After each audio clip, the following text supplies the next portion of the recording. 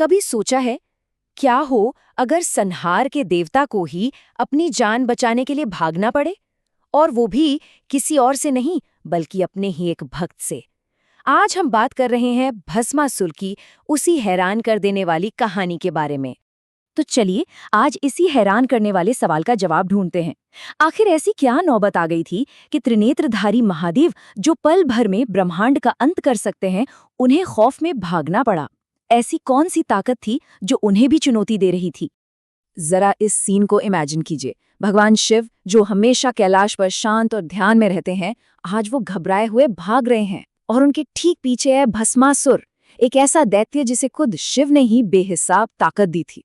ये नज़ारा ही अपने आप में एक गहरा सवाल है कि एक सर्वशक्तिमान भगवान इतना लाचार कैसे हो सकता है। तो ये कहानी आती कहाँ से है? ये अद्भुत कथा हमें मिलती है हमारे सबसे महान प्राचीन ग्रंथों में से एक शिव पुराण में। और ये सिर्फ एक कहानी नहीं है, बल्कि शक्ति, अहंकार और बुद्धि के बारे में एक बहुत गहरा सबक है जो इस महाकाव्य में छिपा है। देखिए, शिव पुराण कोई मामूली धार्मिक किताब नहीं है। इसे कहा गया है वेदों के सार से प्रकट अमृत कथा। मतलब ये वो अमृत है जो वेदों के गहरे ज्ञान से निकला है और इसे हम तक पहुंचाया गया है ऐसी ही दिलचस्प और ज्ञान से भरी कहानियों के जरिए। ये ग्रंथ हमें जिंदगी के 4 जरूरी स्तंभों का रास्ता दिखाता है। धर्म यानी सही काम, अर्थ यानी समृद्धि, काम यानी इच्छाएं और मोक्ष यानी आज़ादी। ये भक्ति, ज्ञान और वैराग्य की बात करता है और ये सब भगवान शिव की महिमा का गुणगान करते हुए किया गया है। असल में ये जिंदगी को सही ढंग से जीने की एक पूरी गाइड है। तो कहानी पर लौटते हैं। आखिर ये सब शुरू कैसे हुआ? इसकी शुरुआत होती है भस्मासुर नाम के एक असुर से, जिसके मन में बस एक ही धुन थी, दुनिया का सबसे ताकतवर जीव बनना। और अपने इस इरादे को पूरा करने के लिए उसने भगवान शिव को खुश करने के लिए बहुत कठोर तपस्या शुरू कर दी। यहाँ शिव के स्वभाव को समझना बहुत जरूरी है। कहा जाता है कि चाहे देवता हो या असुर, भगवान शिव ने अपने भक्तों में कभी भेद नहीं किया। वो भोलेनाथ हैं। वो सिर्फ सच्ची भक्ति देखते हैं। ये नहीं देखते कि भक्त का इरादा क्या है या उसका अंजाम क्या होगा। और उनका यही भोलापन इस कहानी का सबसे अहम मोड़ बन जाता है। तो भस्मासुर की तपस्या से खुश होकर शिव उसके सामने प्रकट हुए और उसे वरदान मांगने को कहा। भस्मासुर ने परम शक्ति मांगी।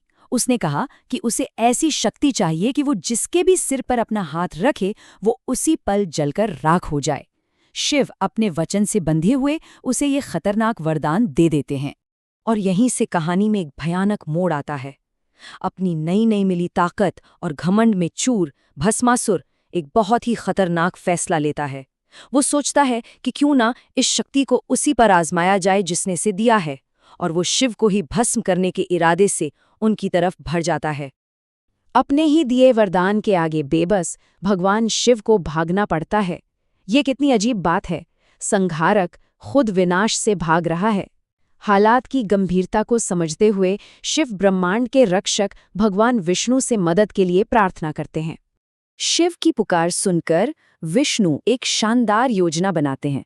वो मोहिनी का रूप धारण करते हैं, एक इतनी खूबसूरत स्त्री जिसका आकर्षण ऐसा था कि कोई भी उसे देखकर सब कुछ भूल जाए।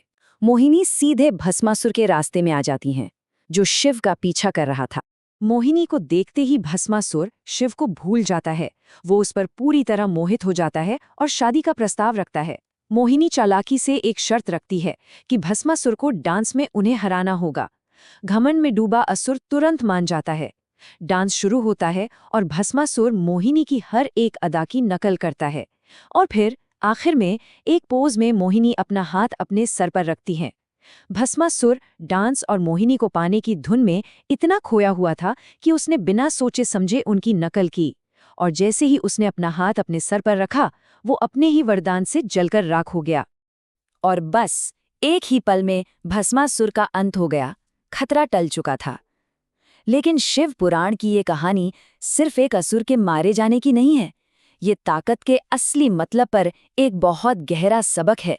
इस तरह ब्रह्मांड में व्यवस्था फिर से लौट आई। ये जीत सिर्फ विष्णु की नहीं थी, ये जीत थी बुद्धि की, विवेक की, बेलगाम ताकत के ऊपर। बुद्धि ने पाश्विक बल को उसी के खेल में हरा दिया था।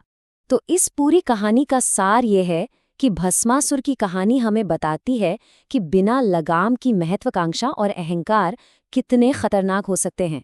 ये हमें सिखाती है कि बिना बुद्धि और विवेक के शक्ति खुद को ही खत्म करने का सबसे तेज रास्ता बन जाती है। और ये प्राचीन कथा हमें एक बहुत ही जरूरी सवाल के साथ छोड़ जाती है।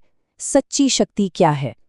क्या सिर्फ ताकत हासिल कर लेना ही काफी है, या फिर उसे संभालने का ज्ञान होना असली शक्ति है? शिव पुराण का इशारा तो यही है कि असली शक्ति विनाश में नहीं बल्कि विवेक में है।